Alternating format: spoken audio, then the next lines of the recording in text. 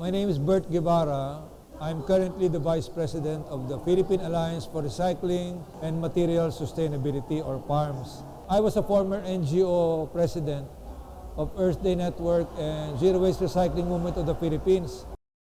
There is something better than banning plastic. We treat the garbage problem as a behavioral problem, not a product problem. It's a behavioral problem that has to be solved from the persons who create the waste. Yeah, I don't believe that we can just simply ban something or switch to something without the appropriate research and validation na talagang this is a better option. So kami, we're looking for ways para yung nag-segregate, may pupuntahan. Kasi it's not enough to segregate. Pag nag-segregate, PARMS comes in to say, meron kami pwede pagdalahan yan dito. Ito pwede rito.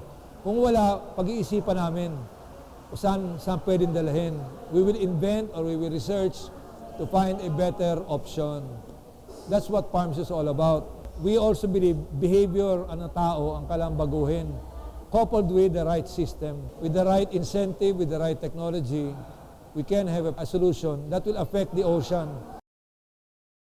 What we're doing sa PARMS, we're trying to link everything up. Parang kami yung coach. May basketball team ka, kami lang yung coach. Pero hindi kami yung player. Pero yung magaling na player, i-coach namin to make the winning strategy. That's what we're here for. Hoping that all the people that are involved sa ICC can be part of a team. Well, nakita ko kasi ang pinag-uusapan dito yung iba't ibang solusyon. So, bits and pieces, nakakakuha kami ng new ideas. But as a whole, it will really depend on the locality. Hindi naman pwedeng gamitin yung solution sa Subic na dalhin ko sa Metro Manila. In the same way, hindi ko pwedeng baliktarin. Talagang tiyagalan talaga. We have to develop strategies case to case. There is no quick solution. We have to go long term. I hope our local officials, our businessmen become more serious. Hindi puro lip service. I see the relevance of the RA 9003 pagdating sa teamwork within the barangay. Pero the LGU cannot survive without the schools, the public markets, the business, etc. We are in a dangerous time. Balang araw kakainin natin isda, puro plastic na.